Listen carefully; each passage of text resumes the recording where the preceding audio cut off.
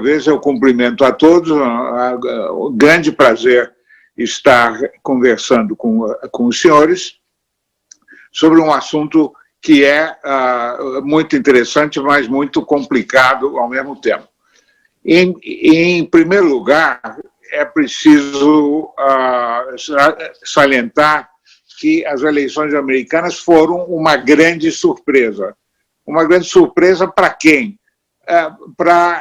Provavelmente não para as pessoas muito metidas no assunto, tanto de direita quanto de esquerda, mas para a opinião pública, de modo geral, foi uma grande surpresa. Por quê?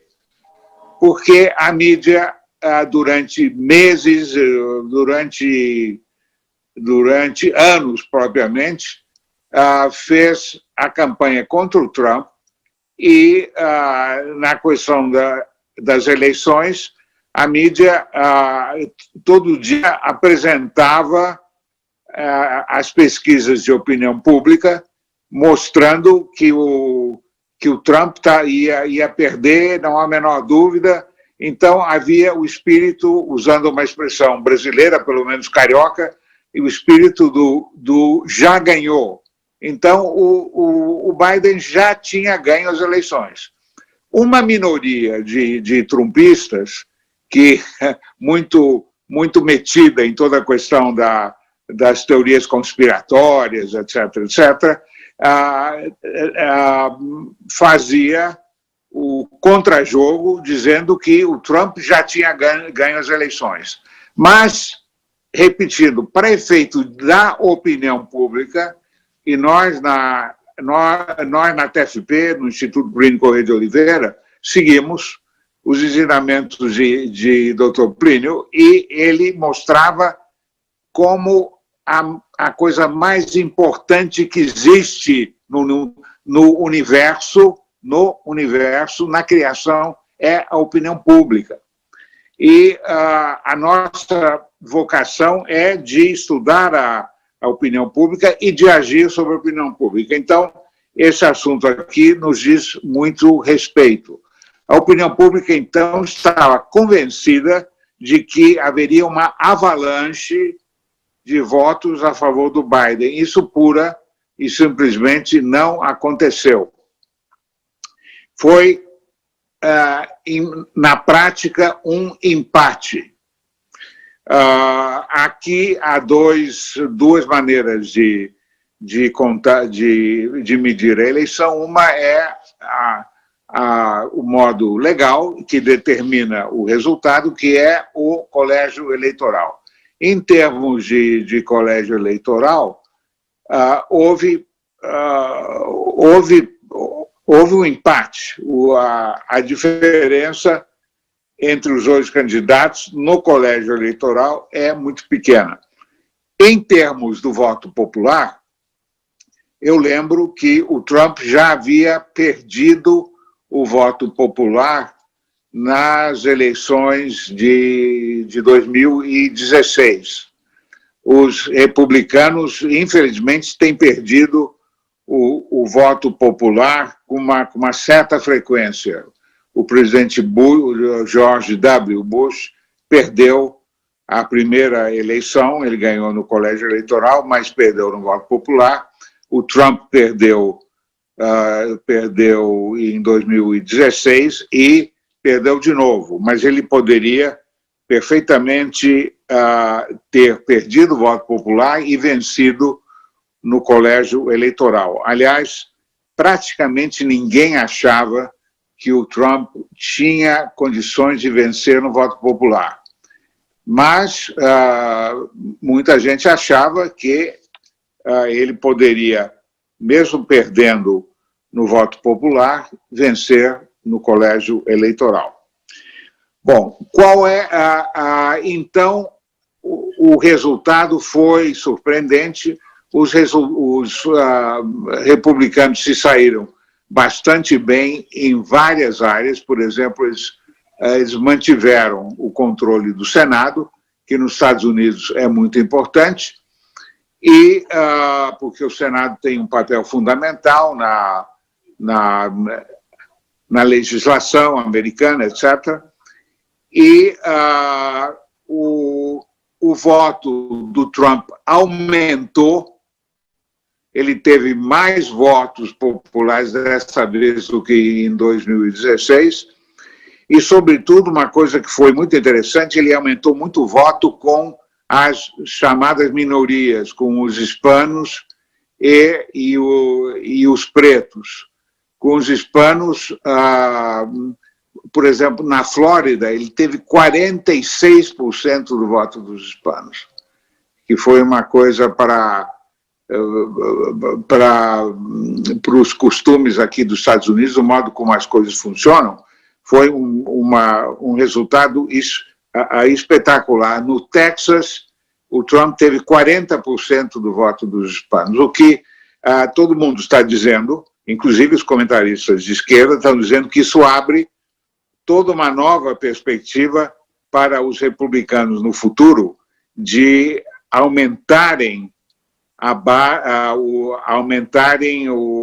sua força junto a essas minorias. Isso pode ter um papel muito importante nas eleições futuras e, sobretudo, quebra uma certa narrativa que há anos vem sendo repetida aqui pela esquerda, que os republicanos e os conservadores, de modo geral, não têm futuro, porque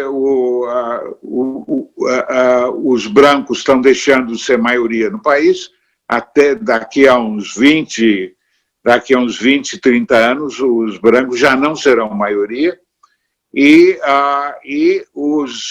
as minorias estavam indo para o Partido Democrático. Essa eleição mostrou o contrário. E, realmente, ele já entrou com processos em vários estados para conseguir a recontagem, etc., etc. Então, digamos, de nenhum modo a vitória do Biden é legalmente definitiva, mas a minha opinião pessoal é que é muito difícil o Trump conseguir vencer os processos na medida necessária para reverter o resultado que nós já temos. E a mídia, obviamente, está tratando o Sr. Biden como o presidente eleito. Todo mundo se refere a ele na mídia como presidente eleito. Ele já está formando governo, criando comissões, tratando da transição, etc., se bem que o presidente Trump não tenha concedido a eleição. Bom, então a pergunta aqui, que vem à tona, que salta em cima de nós, é a seguinte: por que o presidente Trump perdeu? Qual foi a principal causa da derrota dele? E eu diria, aliás, não sou nem de longe o único, nem o primeiro a afirmar que o Trump perdeu por causa do vírus. O governo Trump enfim, até o começo do vírus, como os senhores sabem, estava tendo resultados muito positivos na linha do emprego, da economia, etc., etc. E os conservadores estavam muito contentes com certas medidas pró-família que o presidente Trump vinha tomando, etc. Aí veio o vírus. E a minha opinião pessoal a respeito do vírus é que, enfim, aí usando a criteriologia do professor Plínio Corrêa de Oliveira a respeito da revolução. Os senhores conhecem o livro Revolução e Contra-Revolução. Nesse livro, que é o livro de cabeceira dos membros da TFP, do Instituto Plínio Corrêa de Oliveira, nesse livro, o Dr. Plínio mostra como há um processo revolucionário. O processo revolucionário é o processo para destruir simplificando muitos conceitos, para destruir a civilização cristã. E esse processo começou no fim da Idade Média. E para efeitos práticos, para ter uma data, nós usamos muitas vezes o ano de 1302, que foi o atentado de Anagni, quando o representante do rei da França esbofeteou o Papa num castelo nessa localidade, na Itália, chamado Anagni.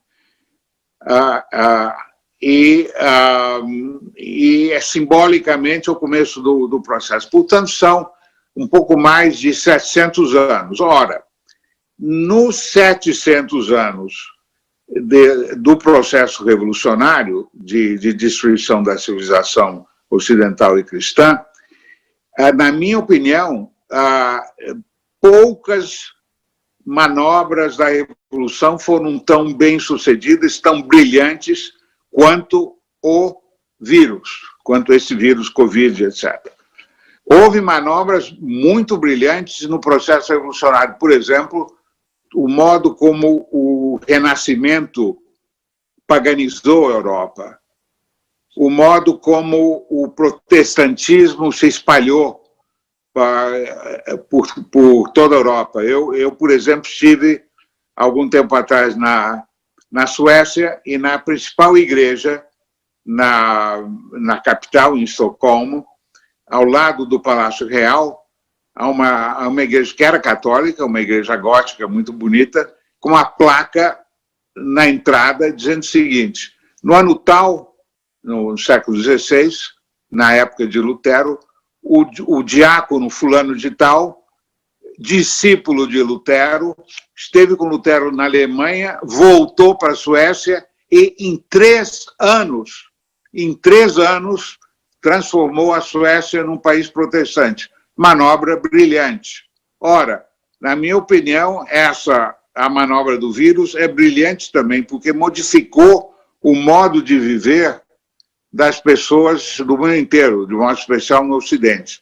Na Europa, nos Estados Unidos, no Brasil menos, por causa das as nossas características locais, etc., mas mudou o modo como o pessoal reage, como o pessoal se veste, como o pessoal pensa. É uma coisa incrível e eu, portanto, acho que é uma manobra genial. E, por causa do vírus, o Trump perdeu as eleições. Por quê? Porque a economia levou a breca, o desemprego atingiu os mais altos níveis históricos, etc., etc., etc. E o Trump, um pouco por causa da sua ideologia de direita e por ver a reação das suas bases de direita que não acreditavam, pelo menos no início, não acreditavam na realidade do vírus. Aliás, como o nosso prezado presidente Bolsonaro, que disse que era uma gripezinha, etc. E, portanto, o Trump não tomou, na realidade, nenhuma medida centralizadora e deixou o que é natural nos Estados Unidos, aliás, deixou o controle do problema do vírus na mão dos governos estaduais. E, obviamente, os senhores sabem, os Estados Unidos são o país com o maior número de casos e o maior número de mortes. Então, isso somado ao problema da economia, do desemprego, etc., derrotou o Trump. Mas por uma margem minúscula. Foi, como eu disse, um empate. E esse empate, portanto, é uma surpresa e mostra a força da reação conservadora nos Estados Unidos. Esse que é o ponto importante, que também se relaciona muito com o Brasil. No Brasil, a gente vê, apesar de tudo, a força dessa nova onda conservadora. E essa onda conservadora nos Estados Unidos impediu que houvesse uma avalanche da esquerda. Quais são as consequências disso? Em primeiro lugar, que a esquerda terá muita dificuldade em implementar o seu plano de destruição da civilização cristã nos Estados Unidos. O Biden sempre foi uma pessoa de centro-esquerda, sem princípios, um pseudo-católico, mas muito favorável ao aborto. Foi ele que convenceu o presidente Obama, quando ele era vice-presidente, convenceu o presidente Obama a aceitar o casamento homossexual. Portanto, ele tem nesses dois pontos, aborto, casamento homossexual e muitas outras coisas, teoria de gênero, etc. Ele tem posições péssimas. Além do mais, ele, no programa dele, se o programa dele fosse implementado, destruiria o sistema capitalista nos Estados Unidos. Agora, isso ele poderá fazer muito mal como presidente, mas ele não conseguirá implementar o seu plano inteiro. E quanto mais mal ele fizer, mais ele vai aumentar a reação conservadora. Eu queria traçar um paralelo com o Watergate. Por exemplo, não tem nada a ver com a situação atual, a não ser no seguinte: no Watergate, com o presidente Nixon, os republicanos ficaram completamente desmoralizados, subiu o vice-presidente Ford, logo depois houve eleição, e os republicanos foram aniquilados. Tiveram uma derrota histórica, etc., porque estavam desmoralizados. Ora, isto pura e simplesmente não está acontecendo aqui. A direita não está desmoralizada, a direita continuará lutando, com ou sem o presidente Trump, e vai ser muito difícil para a esquerda implementar as medidas muito revolucionárias que o Biden, apesar de seu espírito mais ou menos pseudo-moderado, o Biden teve que endossar inteiramente e, se tivesse maioria parlamentar nas duas câmaras, ele seria forçado pelas bases democratas a implementar esse plano. Isso agora fica muito difícil de fazer. Agora, eu estou fazendo esses comentários como se não fosse acontecer mais nada, que o Biden tomaria posse e começaria o governo dele, etc. É preciso salientar o seguinte, que há muito temor de agitações e, levando a coisa até as últimas consequências, inclusive temor de guerra civil. Parece uma possibilidade muito extremada, difícil de acontecer, mas, por exemplo, vejam o seguinte: o Trump agora entrou com esses processos em vários estados. Não é impossível, tendo em vista que há muitas testemunhas de falcatruas, de roubalheira, etc., se o Trump consegue reverter alguns estados, como a margem é muito pequena, a margem de voto nos estados é muito pequena, a margem no colégio eleitoral é muito pequena, pode-se, pelo menos em tese, levantar a hipótese de que o Trump consiga vencer as eleições no colégio eleitoral. Vejam só, e um colega meu aqui da TFM americana levantou essa hipótese, ele se perguntou, será que a manobra das forças da Revolução não é propriamente o Trump ganhar na justiça, porque o risco de uma guerra civil como consequência disso é enorme. Por quê? Porque o Biden, nesse espírito do já ganhou, o Biden, a única coisa que não fez ainda foi tomar posse, que ele só pode tomar posse no dia 20 de janeiro.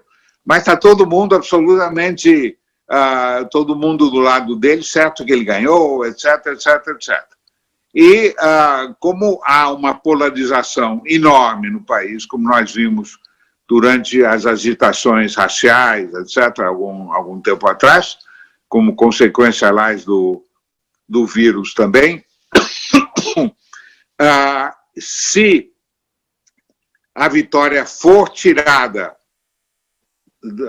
do Sr. Biden, haverá insurreições, haverá tiroteios, haverá incêndios, haverá de tudo. Tudo leva a crer que isso aconteça. Os senhores poderão perguntar, o senhor acha que o Trump pode ganhar? Eu acho muito difícil, mas estou levantando apenas essa hipótese para mostrar como a divisão é uma divisão uma polarização enorme no país, como eu afirmaria que na história do mundo nunca houve uma polarização igual. O país, nós vimos, está dividido em duas metades praticamente iguais. A diferença de votos, do voto popular, é mais ou menos 4 milhões de votos. Provavelmente não passará de 5 milhões. Num país de 320, 330 milhões de habitantes, evidentemente é um número pequeno. E, aliás, entre parênteses, houve tanto interesse nessa eleição que a abstenção foi a menor abstenção em mais de 100 anos. A menor abstenção em mais de 100 anos. E, e também um outro aspecto da consequência do vírus é a questão do voto por correio. Apesar de tudo que os senhores terão ouvido do voto por correio, o voto por correio é legal. Só que muito pouca gente votava pelo correio. Números minúsculos de pessoas que estavam doentes em casa e tal. Mas é legal. Com o vírus, as autoridades de muitos estados inventaram essa história de todo mundo votar pelo correio. Então, eles ideologizaram o voto por correio.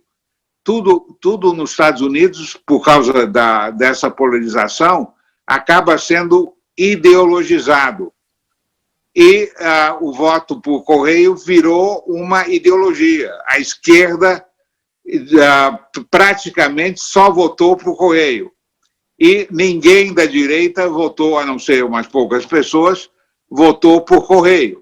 Então, isso facilitou todo tipo de fraude e tal, porque o voto por correio se presta muito mais para isso. Além do mais, e talvez seja uma surpresa para os senhores, nos Estados Unidos não existe título eleitoral e praticamente não existe controle do voto. Como não existe título eleitoral e não existe carteira nacional de identidade, porque, em boa medida, por causa do individualismo dos americanos e do espírito conservador, os conservadores são muito contrários à intervenção estatal nessas coisas. Então, a identidade que as pessoas mostram é a carteira de motorista. Mesmo os que não têm carteira de motorista, têm carteira de motorista. Uma carteira de motorista dizendo que eles não são motoristas. para poder usar como cédula de identidade. Ora, os ilegais, e ninguém sabe quantos são os ilegais, são pelo menos 11 milhões de ilegais, há quem diga que são 20 milhões, os ilegais não podem votar, obviamente, porque não são cidadãos americanos, mas podem ter carteira de motorista, pelo menos em muitos estados. Então, eles podem aparecer para votar, mostram a carteira de motorista, porque a carteira de motorista não diz que eles não são americanos, não tem nada escrito. Eu tenho uma carteira de motorista no bolso, sou cidadão brasileiro, e não diz nada que eu sou brasileiro, nem que eu não sou americano. E, então, os senhores veem como o próprio sistema, criado numa outra época, na ideia de que não existe pecado original, etc., é uma coisa muito americana. Isso, aliás, já não existe mais, esse pensamento. Eles estão se dão muito conta de que existe o pecado original. E, então, o próprio sistema eleitoral é furado. É um sistema que claudica e que se presta a todo gênero de manipulações. Agora, se não fosse o vírus, isso não teria acontecido, porque ninguém teria votado por correio, ou apenas um número muito pequeno de pessoas, como de costume. Bom, eu estou falando demais, como de costume também, e acho que talvez agora nós possamos abrir para perguntas.